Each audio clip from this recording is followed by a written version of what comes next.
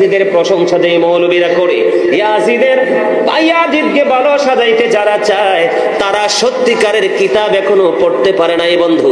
আমি আপনাদেরকে বলি, ইয়াজিদ 60 হিজরিতে রজব মাসের 1 তারিখে ক্ষমতায় আসছে। 60 হিজরিতে রজব মাসের 1 তারিখে ক্ষমতায় আসছে। আসার পরে ঘোষণা দিয়ে দিল যে ইয়াজিদের বায়াত গ্রহণ করবে না, তার বিরোধিতা করবে, তার সর্বোচ্চ সাজা হলো মৃত্যুদণ্ড।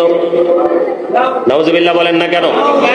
ইয়াজিদ ক্ষমতায় আসার পরে ইমাম হুসাইনের কাছে চিঠি লিখেছেন, ইমাম হুসাইনকে যেন মদিনার গভর্নর চাপ দিয়ে যেন তার ইয়াজিদের পক্ষে যেন বায়াত গ্রহণ করায়। ইমাম হুসাইনকে যখন ডাকা হলো, ইমাম হুসাইন বন্ধ চিঠির উত্তর দেওয়ার জন্য তিনি আসলেন। আসার পরে ওনাকে ইয়াজিদের পক্ষে, ইয়াজিদের প্রতি বায়াত গ্রহণ করার জন্য যখন চাপ দিলেন, ইমাম হুসাইন রাদিয়াল্লাহু তাআলা বললেন, না না না, আমি গোপনে কোনো কথা বলবো না, আমি প্রকাশ্যে কথা বলবো, আমি প্রকাশ্যে কথা বলা ছাড়া আর কিছুই আমি বলতে পারবো না। এই কথা বলে ইমাম হুসাইন যখন বের হয়ে গেলেন, তৎকালীন সময়ে যারা 2 জন উপস্থিত ছিলেন, সাবেক এবং রানিং গভর্নর 2 জন ছিলেন, একজন ছিলেন ওয়ালিদ ইবনে উতবা, আরেকজন ছিলেন মারওয়ান ইবনে হাকাম। যখন বের হয়ে যাচ্ছিলেন, মারওয়ান ইবনে হাকাম একটা ডাক দিয়ে বললেন, হে ওয়ালিদ বিন উতবা, তুমি যদি এখন হুসাইনকে ছেড়ে দাও আর তাকে তুমি হাতের নাগালে পাবে না, এখন যদি সে চলে যায় অনেক বড় যুদ্ধ বেঁধে যাবে, তাকে হত্যা করো। ওয়ালিদ বিন উতবা একটা ডাক দিয়ে বললেন, আমার হাতে যদি গোটা পৃথিবীর সব নিয়ামত আমাকে দিয়ে দেওয়া হয়, এর বিনিময়ে যদি বলা হয় নবীজির কলিজার টুকরাকে তুমি হত্যা করো, এটা আমার পক্ষে কখনোই সম্ভব না। ইমাম হুসাইন বীর পুরুষের মতো চলে গেলেন। বন্ধুরে আমার, 61 হিজরিতে 60 হিজরির 1 তারিখে রজবের 1 তারিখে ক্ষমতায় বসলো, আর 61 হিজরিতে কারবালা হলো। দেখেন, 60 হিজরি রজব মানে মেরাজের চাঁদের প্রথম তারিখ। কত তারিখ? আর 61 হিজরির মুহররম মাসের 10 তারিখে কারবালা হলো। ইমাম হুসাইনের যুদ্ধটা কেন হলো? কারণ ইয়াজিদ ইজ ক্যারেক্টারলেস। ইয়াজিদ ছিল একজন চরিত্রহীন মানুষ। কি সে যদিও দাঁড়িয়ে টুপিয়ে বন্ধ, যদিও সে মুসলমান ছিল, প্রকাশ্যে ইসলামের বিরোধিতা করে নাই, মসজিদ ভাঙ্গে নাই, মাদ্রাসা ভাঙ্গে নাই, কিন্তু তার মুখে ছিল ইসলামের কথা, অন্তরে ছিল ইসলামকে ধ্বংস করার পায়তারা। ইয়াজিদ সম্পর্কে ছোট্ট একটা মেসেজ আমি আপনাদেরকে দেই। ইয়াজিদের উপদেষ্টা ছিল একজন ইহুদি, যার নাম ছিল বন্ধু শারজুন বিন মানসুর রুমি, যিনি দিনের বেলা বানর নাচাতো আর মদ পান করতো, রাতের বেলা নর্তকী নিয়ে বন্দে বেষ্টনী দিত। জোরে কন্যা নাউজুবিল্লাহ। আপনারা আমার সমাজে যদি এমন ক্যারেক্টারলেস পারসন থাকে, আমরা তাকে গ্রহণ করব? কথা বলেন না, গ্রহণ করব? আমরা সাধারণ মানুষ, আমরা এত শিক্ষা নাই, আমরা যদি না মানি। ইমাম হুসাইন একদিকে ছিলেন নবীজির আহলে বাইত, আরেকদিকে ছিলেন তিনি একজন মুহাদ্দিস, আরেকদিকে ছিলেন তিনি একজন দানবীর, আরেকদিকে তিনি ছিলেন বন্ধু এত বেশি আমলদার, পায়ে হেঁটে হেঁটে জীবনে কম পক্ষে 25 বার হজ করেছে। ভিক্ষুক যখন সাহায্যের জন্য আসলো, 5 ব্যাগ অর্থ তাকে দিয়ে দিলেন। সুবহানাল্লাহ বলেন না? তাহলে ইমাম হুসাইনকে মানতে পারে? বন্ধুরে আমার, 61 হিজরিতে কারবালা হলো, তার কারণ হলো 60 হিজরিতে ক্ষমতায় বসলো, 61 হিজরিতে কারবালা হলো। 63 হিজরিতে খেয়াল করেন, 63 হিজরিতে জিলহজের চাঁদের 27, 28, 29, 3 দিন। কয়দিন মুখস্থ করেন এগুলো? বলেন না একটু। জিলহজের 63 হিজরিতে জিলহজের চাঁদের 3 দিন, 27, 28, 29। বন্ধুরে আমার, মসজিদে নববীর মধ্যে আজান দিতে দেয় নাই। নাউজুবিল্লাহ বলেন না? 3 দিন পর্যন্ত মসজিদে নববীতে আজান দিতে দেয় নাই। বন্ধু ইকামত দিতে দেয় নাই। ঘোড়া রাস্তা বল বানিয়ে দিল, পুরো পবিত্র জায়গাটাকে অপবিত্র করে দিল। যেই মসজিদে নববীর মধ্যে 1 রাকাত নামাজ পড়লে 50,000 রাকাতের সমান সওয়াব পাওয়া যায়, ওই পবিত্র ভূমি, পবিত্র জায়গা মসজিদে নববী, ওই মসজিদে নববী পর্যন্ত আজান দেওয়া বন্ধ করে দিল। খানায় কাবাতে বন্ধু আগুন লাগিয়ে দিল। মদ, জুয়া, জিনা, ব্যভিচারে 3 দিন বৈধ বলে ঘোষণা দিয়ে দিল। আমি আপনাদেরকে বলে দিতে চাই, যারা আপনাদেরকে শুনবেন যে ইয়াজিদের চাপাই গাইতে চায়, তাদেরকে যেন সমুচিত জবাব দিতে পারেন। বন্ধুরে আমার, শুধু তাই নয়, 1000-এর মতো আমার মা বোনেরা, ওই মদিনার পবিত্র নারীরা 1000-এরও বেশি, তারা ওই ইয়াজিদ বাহিনীর তাণ্ডবে অবৈধ সন্তান প্রসব করেছে, জারজ সন্তান প্রসব করেছে। জোরে জোরে কন্যা নাউজুবিল্লাহ। আপনারা বলেন, এমন চরিত্রহীনের সাথে যুদ্ধ করার দরকার আছে না নাই? তাকে কি ছেড়ে দেওয়া যায়? বলেন না ছেড়ে দেওয়া যায়? ইয়াজিদ বন্ধু শুধু তাই নয়, 63 হিজরিতে 700 সাহাবীকে হত্যা করেছে। মদিনার সাধারণ 10,000 জনগণকে হত্যা করেছে। মদ জুয়া সবকিছুকে বন্ধ বৈধ বলে ঘোষণা দিয়ে দিয়েছে। এই ইয়াজিদের সাথে যুদ্ধ করার দরকার আছে না নাই? আরো জোরে বলেন। ইমাম হুসাইন কি যুদ্ধ করে ভালো করে নাই? ইমাম হুসাইনকে নিষ্ঠুর ভাবে বন্ধ পৃথিবী থেকে বিদায় করে দিল, কিন্তু এখনো পর্যন্ত ইমাম হুসাইনের আদর্শকে মারতে পারে নাই। যুগে যুগে ইয়া হুসাইন শাহ হুসাইন মানুষের জবানে, কিন্তু ইয়াজিদের নাম পৃথিবীর কোথাও নাই। একমাত্র যখন প্রসঙ্গ আসে তখন মানুষ বলে। কথা বলেন না কেন? এই ইয়াজিদের সাথে যুদ্ধ করেছে ইমাম হুসাইন বন্ধু এত নির্মম ভাবে। ফুরাত নদীর পানি বন্ধ করে দিয়েছে রে বন্ধু। ফুরাত নদীর পানি বেঈমান কাফের মুশরিক পশু পাখি পর্যন্ত ভক্ষণ করে, কিন্তু নবীর কলিজার টুকরার জন্য এই ফুরাত নদীর পানি বন্ধ করে দিল। ও বন্ধু, বারামপুরের আমার ভাই, আমার বাবা গো, আমি আমার মা বোনদেরকে ডেকে ডেকে বলছি গো, একটুখানি হৃদয়ের জানালা খুলে শোনো। আমার নবীজি বলেছে, আমি তোমাদেরকে এত সুন্দর নিয়ামত দিন তোমাদেরকে দিয়ে গেলাম, এর বিনিময়ে আমি তোমাদের কাছে আর কিছু চাই না। আমি চাই তোমাদের কাছে আমার পরিবারের ভালোবাসা। আমরা টাকা পয়সা খরচ করতে হবে না, শুধু হৃদয় থেকে ইমাম হুসাইনকে ভালোবাসবো, হৃদয় রাজ্যে তার বসবাস বসতি তৈরি করব, তাহলে আমরা দুনিয়া এবং আখিরাতের নিয়ামত প্রাপ্ত বান্দা হতে পারবো। বন্ধু, আমি ছোট্ট করে বলছি, ওই কারবালার যে মর্মান্তিক অধ্যায় আমি আপনাদেরকে একটুখানি শোনাই। কত নিষ্ঠুর, কত নির্মম ছিল রে ইয়াজিদ বাহিনী বন্ধু। ইমাম হুসাইন ছিলেন সত্যের পথে। কিসের পথে? আর ইয়াজিদ ছিলেন পুরো পথভ্রষ্টতার মধ্যে। বন্ধু, পুরো অন্ধকার জগতের দিকে একটা করে বন্ধু যুদ্ধ চলে। সময় যখন গণিয়ে আসলো, কুফা থেকে বন্ধু যুদ্ধ করতে করতে বাকবিতণ্ডা চলতে চলতে একটা পর্যায়ে কুফা থেকে অনেক লম্বা ঘটনা, আমি অল্প কিছু সময়ের মধ্যে ওয়াজ শেষ করে দিব বন্ধু, কারণ অনেক সময় হয়ে গেছে, 1 ঘন্টার মতো হয়ে গেছে বন্ধুরে আমার, 1 ঘন্টার উপরে হয়ে গেছে। একটুখানি হৃদয় দিয়ে শুনবেন বন্ধুরে আমার। কুফা থেকে 150 চিঠি আসলো। কি আসলো? আমি মর্মান্তিক জায়গাটা খালি একটুখানি বুঝাই। কুফা থেকে 150 চিঠি আসলো ইমাম হুসাইনের পক্ষে বায়াত গ্রহণ করার জন্য। ইমাম হুসাইন রাদিয়াল্লাহু তাআলা আনহু এই চিঠি পাওয়ার পরে তিনি কি করলেন? এবার তিনি মুসলিম বিন আকিলকে কুফায় পাঠিয়ে দিলেন। মুসলিম বিন আকিল অল্প কিছু সময়ের মধ্যে হুসাইনের পক্ষে প্রায় 18,000 মানুষকে বায়াত করিয়ে ফেলেছে। জোরে জোরে কন্যা সুবহানাল্লাহ। এবার তৎকালীন সময় ইবনে জিয়াদ জানতে পারলেন ইমাম হুসাইনের পক্ষে যেভাবে বায়াত নেওয়া শুরু হয়ে গেছে, সত্যের পথে যেভাবে মানুষ দাবিত হচ্ছে, আমরা আমাদের নোংরামি, আমরা আমাদের অন্যায় অত্যাচার জুলুম করতে পারবো না, কারণ হুসাইনের পক্ষে বায়াত শুরু হয়ে গেল। এদিক দিয়ে বন্ধু মুসলিম বিন আকিল যখন আসলো, ধীরে ধীরে পুরো পরিবেশটা মুসলিম বিন আকিলের বিপক্ষে চলে গেল। কিন্তু এই খবর এখনো পর্যন্ত হুসাইন জানে না। চিঠি পাওয়ার সঙ্গে সঙ্গে ইমাম হুসাইন রাদিয়াল্লাহু তাআলা আনহু কুফার উদ্দেশ্যে রওনা হলো। কুফার কাছাকাছি যখন চলে আসলো, এই সময়ে মুসলিম বিন উচ্চার মাধ্যমে ইমাম হুসাইন, ইমাম আপনার মুসলিম বিন আকিলের খবর তারা সংগ্রহ করে মুসলিম বিন আকিলকে হত্যা করে ফেললো। ইন্না লিল্লাহি ওয়া ইন্না ইলাইহি রাজিউন। মুসলিম বিন আকিল যখন হত্যা হয়ে গেল, এরই মধ্যে ইমাম হুসাইন কুফার দিকে রওনা হয়ে গেল।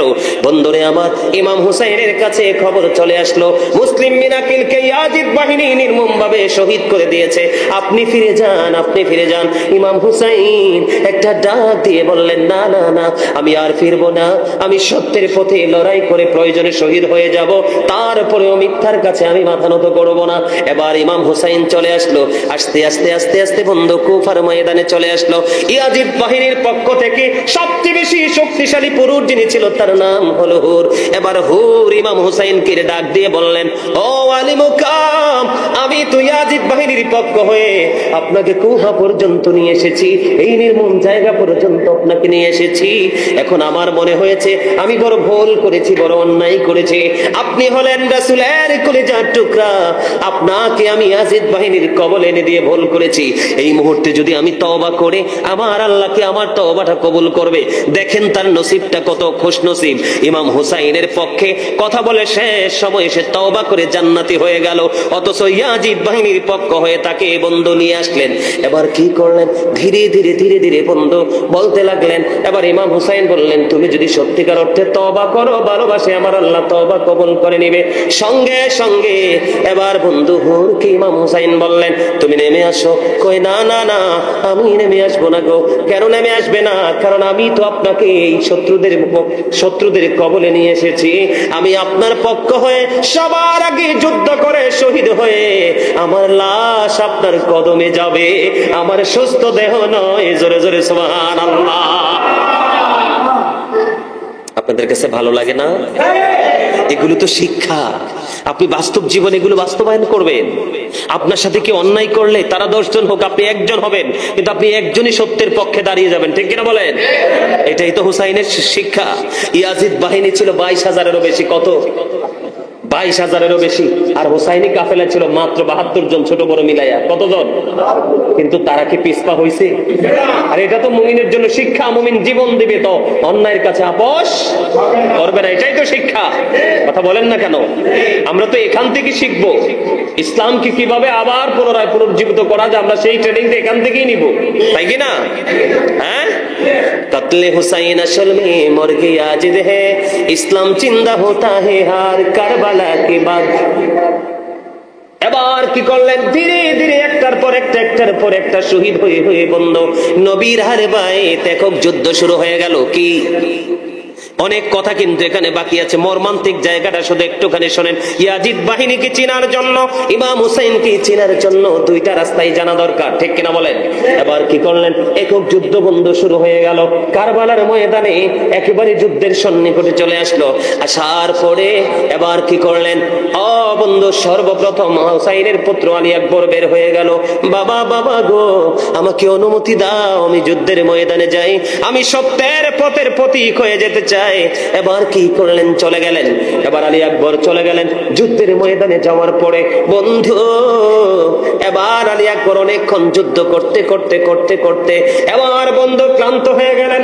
দৌড়ে ছুটে আসলেন বাবার কাছে। বাবা বাবা গো, ও বাবা, আমাকে একটুখানি পানি দাও না, আমি ওই ইয়াজিদ বাহিনীর উপর পুনরায় আবার আক্রমণ চালাবো, যুদ্ধ চালাবো। এবার ইমাম হুসাইন একটা ডাক দিয়ে বলে, বাবা বাবা গো, আজকে 3 দিন তো ফুরাত নদীর পানি আমাদের জন্য বন্ধ। কয়দিন? তুমি যেমন তৃষ্ণার্ত বাবা গো, আমিও তো তেমন তৃষ্ণার্ত। আমি কেমন করে তোমাকে পানি দিব গো বাবা? আমার কাছে মাত্র একটা রাস্তা খোলা আছে গো বাবা। বাবা কি গো? আমার কাছে একটা রাস্তা খোলা আছে।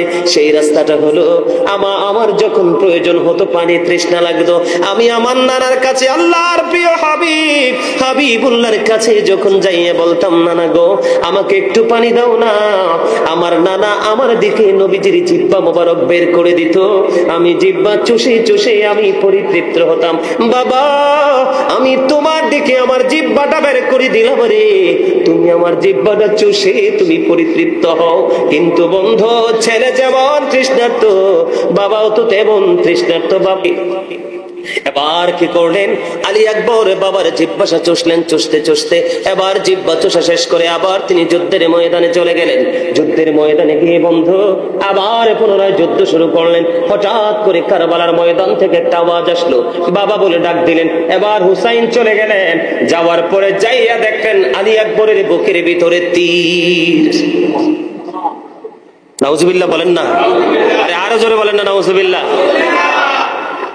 ইমাম আলী আকবর ডাক দিয়ে বললেন, বাবা বাবা গো, আমার বুক থেকে তুমি তীরটা সরিয়ে নাও, আমি আবার পুনরায় হায়দারে আক্রমণ চালাবো। এবার আলী আকবরের বুক থেকে যখন ইমাম হুসাইন রাদিয়াল্লাহু তাআলা তীরটা যখন টান দিলেন, রক্তের বন্যা বয়ে গেল। এরই মধ্যে আলী আকবর শাহাদাত বরণ করলেন।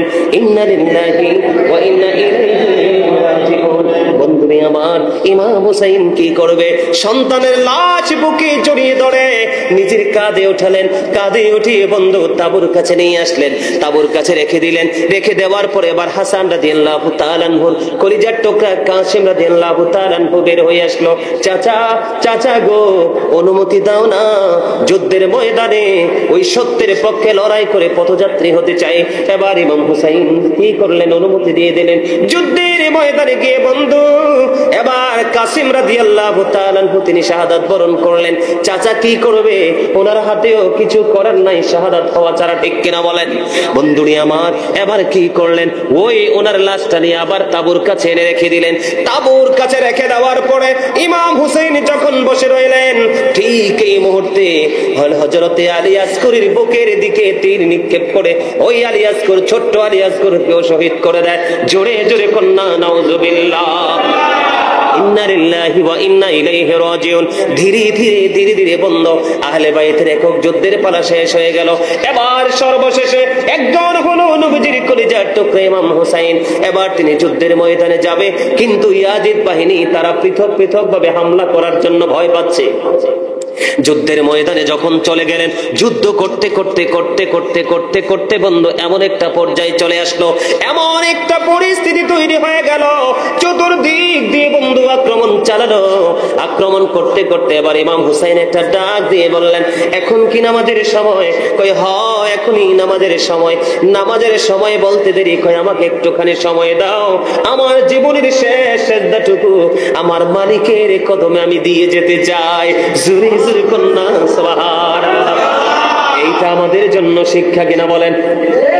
এই ওবারামপুরের আমার ভাই, আমার বাবা গো, আমি আমার মা বোনদেরকে ডেকে ডেকে বলবো গো, এটা আমাদের জন্য কত বড় শিক্ষা, কত বড় নিয়ামত।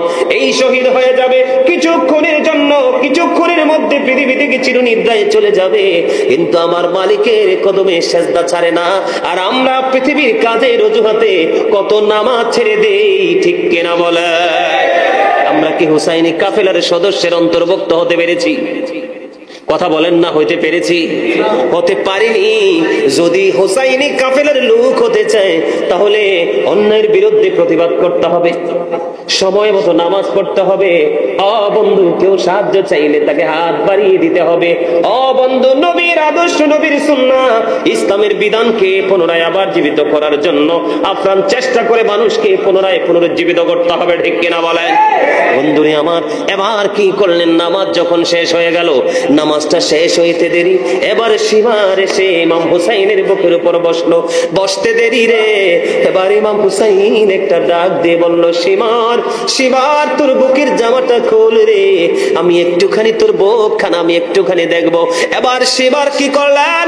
বুক যখন ছিঁড়ে দেখালেন, এবার ইমাম হুসাইন চাইয়া দেখি সীমারের বুকের মধ্যে সাদা সাদা শ্বেত চিহ্ন দেখা যায়। জুড়ে জুড়ে কন্যা নাউজুবিল্লাহ। আমার নবীজি গায়েবের খবর জানে বললে অনেকেই কি হয়, রাগ হয়। কথা বলেন না কেন? আমার নবীজি গায়েবের খবর জানে, এই কথা বললে অনেকে বন্ধু রাগ হয়ে যায়। আমি তাদেরকে কেমন করে বোঝাবো? বন্ধু, এখানে বলো হুজুর এই গায়েব শব্দটা কেন ঢুকালেন? এটা এখানে আনার কারণ হলো, ইমাম হুসাইন যে যখন শাহাদাত বরণ করবে, কি করবে? শাহাদাত বরণ করবে। শাহাদাত বরণ করার সময় সীমারের বুকের মধ্যে সাদা সাদা চিহ্ন দেখা যাবে। এটা আমার নবী আগেই বলে গেছে। এটা না জানলে কি বলা সম্ভব? কথা বলেন না? না জানলে কি বলা সম্ভব? না জানলে বলা সম্ভব নয়। আমার এবার কলিজার টুকরা ইমাম হুসাইন যখন প্রশ্ন করলেন, বুকের জামা খোলা হলো।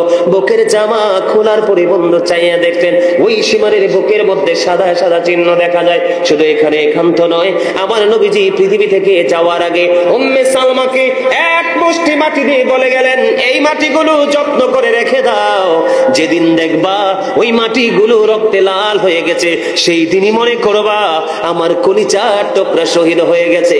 সত্যি সত্যি বন্ধু, ইমাম হুসাইন যেই সময় শাহাদাত বরণ করলো, উম্মে সালমা ওই সংরক্ষণ করা মাটিগুলো যেই জায়গায় রেখেছিলেন, চাইয়া দেখলেন ওই মাটিগুলো একেবারে রক্তে লালে লাল হয়ে গেছে।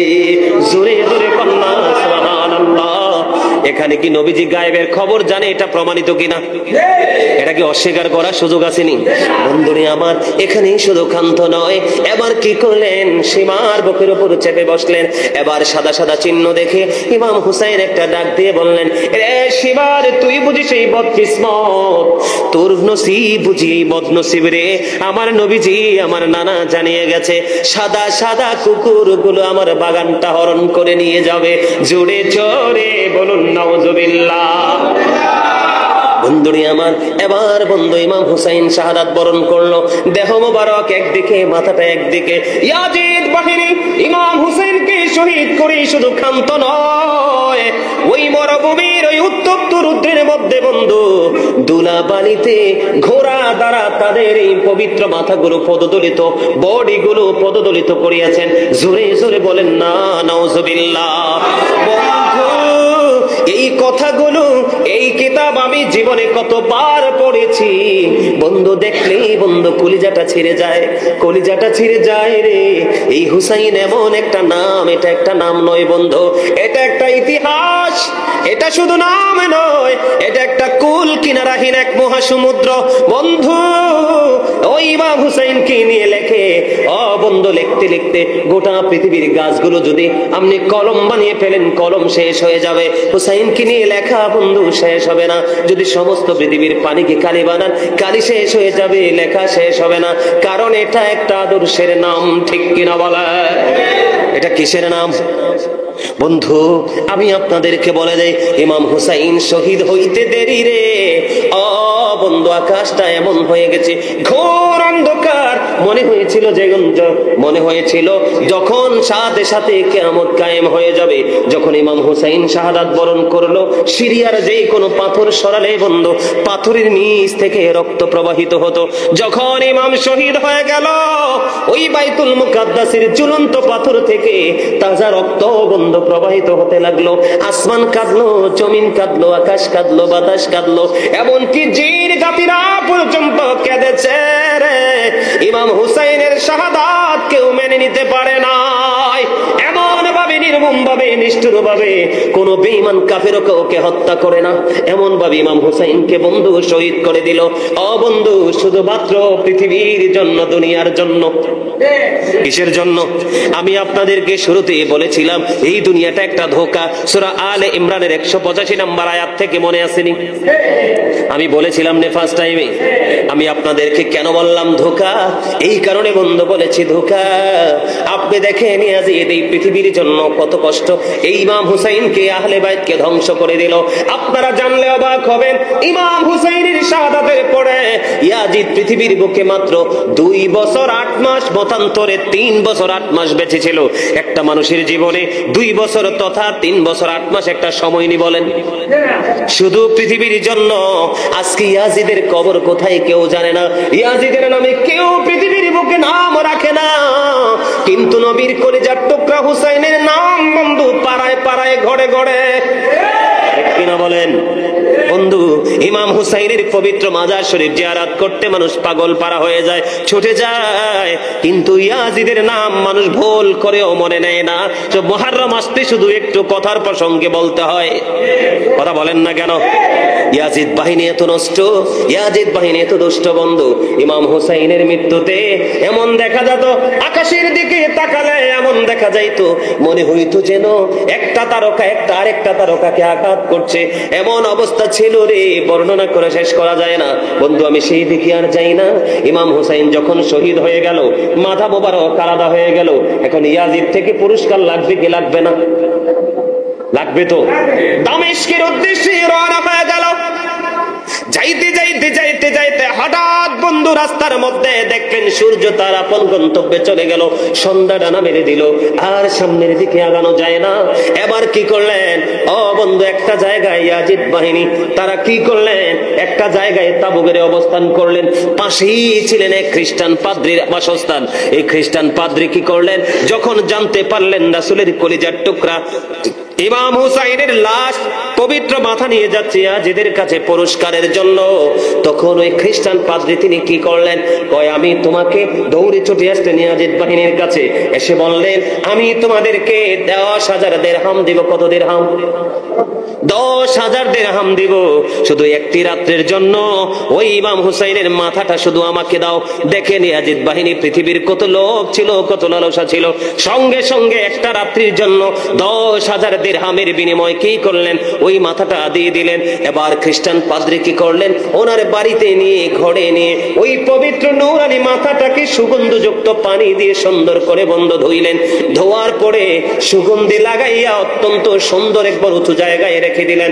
রাইখা বন্ধু ইমাম হুসাইনের মাথাটার দিকে তাকাইয়া তাকাইয়া ওই খ্রিস্টান পাদ্রী যখন তাকায়, তখনই বন্ধু তার চোখ থেকে ঝর্ণার মতো প্রবাহিত হতে থাকে পানি। সারা রাত বন্ধু ওই ইমাম হুসাইনের মাথার দিকে তাকাইয়া তাকাইয়া, ওই নূরানি পবিত্র চেহারার দিকে তাকাইয়া, ওরে বারামপুরের যুবক, হৃদয় খুলে শোনো রে, তোমাদের জান্নাতে লিডার হবে যিনি, তোমাদের লিডার কে? ওই ইয়াজিদ বাহিনী 61 হিজরিতে নির্মম ভাবে পানির তৃষ্ণায় মেরেছে, নির্মম ভাবে কারবালার ময়দানে শহীদ করে দিয়েছে। ওই চেহারার দিকে তাকাইয়া রইল খ্রিস্টান। সারা রাত বন্ধু বসে বসে কাঁদলেন। ওই খ্রিস্টান পাদ্রীর বর্ণনা এসেছে কিতাবের মধ্যে। ওই খ্রিস্টান পাদ্রী তিনি বললেন, আমি মাথাটাকে সুন্দর করে ধুয়ে নুরানি সুগন্ধি লাগাইয়া আমি ওই মাথার দিকে তাকাইয়া রইলাম আর কাঁদতে থাকলাম। হঠাৎ করে আমার নজর গেল সাদা, একেবারে দবদবে সাদা নূরানি একটা পাখি যেন কোথা থেকে ছুটে আসলো, এসে ওই পবিত্র মাথাটাকে সারা রাত ভোর শুধু তাওয়াফ করেছে। জোরে জোরে বলুন সুবহানাল্লাহ। এই হুসাইনের সাথে প্রেমের দরকার আছে না নাই? আরো জোরে বলেন আছে না নাই? ইয়াজিদকে নিয়ে বন্ধু, ইয়াজিদকে নিয়ে অনেক তথ্য আমি কালেক্ট করেছি, কিন্তু তাকে নিয়ে কথা বলে আমি টাইম পাস করতে চাই না, কারণ তার কাছ থেকে নোংরামি ছাড়া আর কিছুই শেখার নাই। আমি আপনাদেরকে বলি, আপনারা সাবধান হবেন। আবারও বলে দেই, আপনারা যারা মুরব্বী বাবা হয়েছেন, যারা বন্ধু আপনাদের পরবর্তী প্রজন্ম আছে, আপনারা খেয়াল রাখবেন, মোবাইলের মাধ্যমে বিভিন্ন বড় বড় শায়েখরা ইয়াজিদকে সাধু সাজাইতে চায়, ইয়াজিদকে ভালো সাজাইতে চায়, ইয়াজিদকে হাফেজ বানাইতে চায়, ইয়াজিদকে আলেম বানাইতে চায়, ইয়াজিদকে তাবি পর্যন্ত বানাতে চায়। আপনাদেরকে সাবধান রাখতে হবে।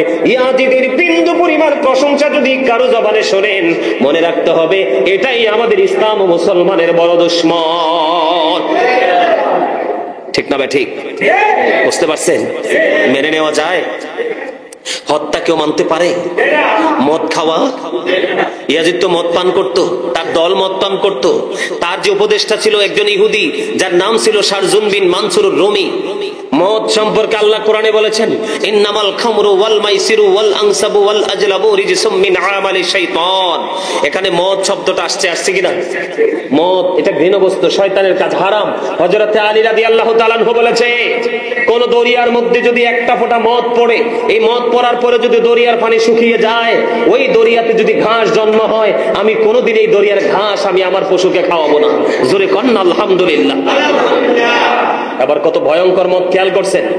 হযরত আলী আরো বলেছেন যে এই মনের দরিয়ার উপর যদি বিশাল একটা মিনারা তৈরি করা হয়, ওই মিনারায় যদি আমাকে কেউ আজান দিতে বলে, আমি কোনোদিন ওই মিনারায় দাঁড়িয়ে আজান দিব না। নাউজুবিল্লাহ বলবেন না? তাহলে কারবালার ইতিহাস আমাদের জানা দরকার না?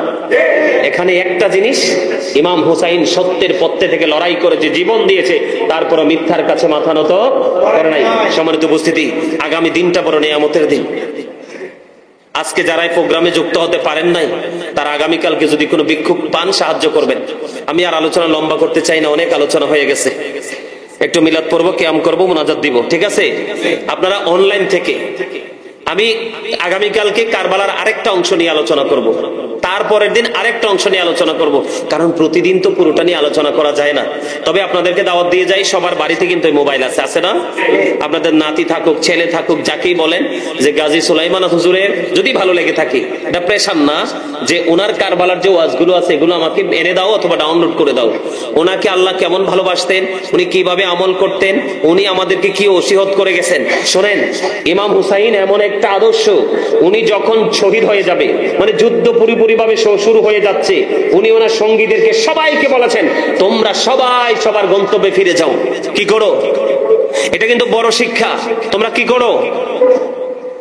তোমরা সবাই সবার গন্তব্যে চলে যাও। ইয়াজিদের টার্গেট হলাম আমি, আমাকে যদি শহীদ করতে পারে ইয়াজিদের খায়েশ মিটে যাবে। তখন ইমাম হুসাইনের সঙ্গীরা ডেকে ডেকে বলল, ও আলী মোকাম গো, আমরা কাল হাসুরের দিন আপনাকে শত্রুর মুখে ছেড়ে দিয়ে, আপনাকে জালেমদের সামনে ছেড়ে দিয়ে শত্রুদের মুখে রেখে কেমন করে বাড়ি ফিরবো গো? কাল হাসুরের দিন এই চেহারাটা কেমন করে নবীকে দেখাবো? আমরা জীবন দিয়ে দিব গো, তারপরেও আমরা আপনাকে একা রেখে ঘরে ফিরবো না। সেই প্রেম রাখতে হবে। হুসাইনের পক্ষে আলেমের পক্ষে থাকবেন নাকি ইয়াজিদের পক্ষে আলেমের পক্ষে থাকবেন? আমার জোরে বলেন না কেন? কোন পক্ষে? আরে জোরে। হুসাইনকে